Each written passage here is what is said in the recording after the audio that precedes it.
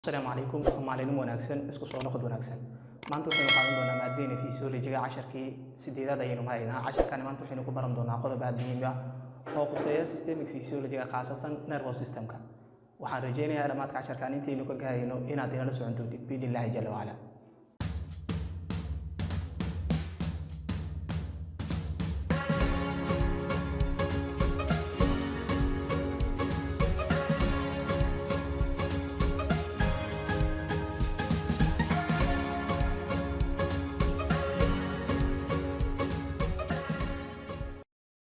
marka hore aynu ku bilaawno waa maxay nervous system ka definition-ka uu leeyahay habdhiska dareemaha ee loo yaqaano nervous system-ka waa shabakad ka kooban neervo iyo unugyo kuwaasoo qaada fariimaha kana qaada una qaada maskaxda iyo xangushaba waana geeya qaybo badan ee jirka ka mid ah habdhiska dareemaha waxa uu qabtaa saddexda shaqo oo kala ah midka koowaad waa in dareenka la helaa oo ah dareen dhalin sensory labo integration in la turjumaa dareenka yimid saddex motor oo ah dareenkaasi in lagu sameeyo jawaab sensoryga markaynu fiirino waa waxa uu maamulaa qaybta gudaha jirka iyo qaybta dambe ee jirka isagoo ku maamulo marka helitaanka receptorada waa meesha ugu horeysa dareen qaabilayaasha jirkeena dhan ayaynu ku xardhan tahay khaasatan maqaarka epidermiska surface-kaasi oo ah maqaarka qaybtiisa kore xubin walbo ama area kastoo ku taala waxay leedahay receptorkaas oo ah meesha ugu horeysa dareenka laga dareemo labo integration waa meesha lagu turjumo marka interpretation waxaa la turjumaa ama la faahfaahiyaa sensory information warbixintii dareen ahaanta u timid iyadoo la sameynaya marka information process waxaa la sameynayaa information process oo ah warbixintii ayaa waxaa lagu sameynayaa ama dareenkii yimid ayaa waxaa la sameynayaa waa la hagaajinayaa hagaajinta kadib waxaa loo gudbinayaa maskaxdana waa meesha iyo maskaxda loo gudbinayaa oo CNS-ka ah ama waxaa kaloo loo gudbinayaa spinal cord-ki howsha saddexaad waa howsha labadaas xubnood oo CNS-ka ayaa iskale waxay qaban doontaa waxaa laga jawaab celin doonaa oo jawaab celinta waxaa laga bixin doonaa fariintii la soo farsameeyay marka waxay kicin doonaan marka iyagana stimulation ay ku sameyn doonaan effector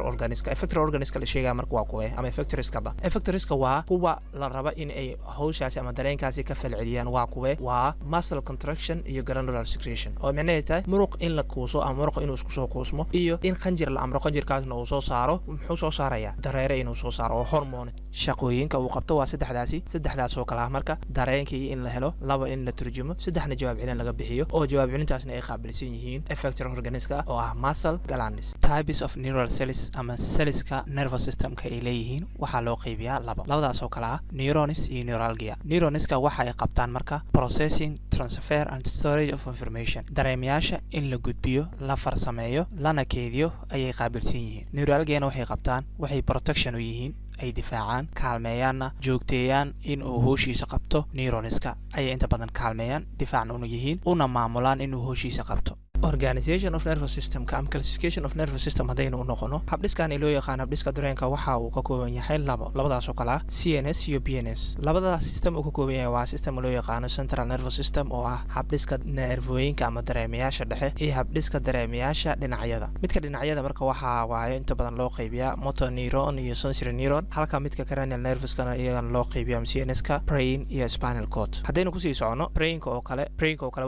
wuxuu helaa wuu nidaamiyaa dareemihii yimid kadibna wuxuu dhalayaa jawaab bixin wuxuu keediyaa xasuusta wuxuu kaloo qabtaa fikirka iyo dareenkana meesha ayaa lagu qabtaa oo waxay ka mid tahay shaqooyinka maskaxda spinal cord-kana waxay qabtaan iyagana waxay isku xiraan fariimihii ku socday waana ka yimid maskaxda waxayna controlaan activity loo yaqaano reflex activity oo ah jawaab bixinta degdega ah oo ka dhalata dareen markaasi yimid isla markaasi falgelin laga bixinayo waxaa qabta marka reflex actionka spinal cord-ka peripheral nervous system-kana wuxuu qabtaa waxa horta u qaybsamaa isagaba labo motor neuron iyo sensory neuron motor neuronka waa jawaab bixintii CNS to muscles and glands waa CNS-kii oo ah spinal cord-kii iyo brain-kii ayaa waxay motor neuron ama response ku bixin doonaan effector organiska oo ah murqaha iyo qanjiradii oo glandskii ahaaba ha noqdaan exocrine glands ama endocrine gland waxay noqdaanba iyagii ayaa jawaabta bixin doona as motor neuron ahaan sensory neuronskana waxa iyagana waa sensory organs to CNS waa xubnaha dareemaha u wada ama u qaada xubnaha dareemaha CNS-ka motor neuronska marka waxay u kala baxaan labo oo ah somatic nervous system iyo autonomic nervous system somatic marka waxa ay controlaan voluntary movements waa maxay skeletal muscle contraction oo kale iyo waa waxa aan anaga maamuli karno waxaa loo yaqaanaa ama dareemayaasha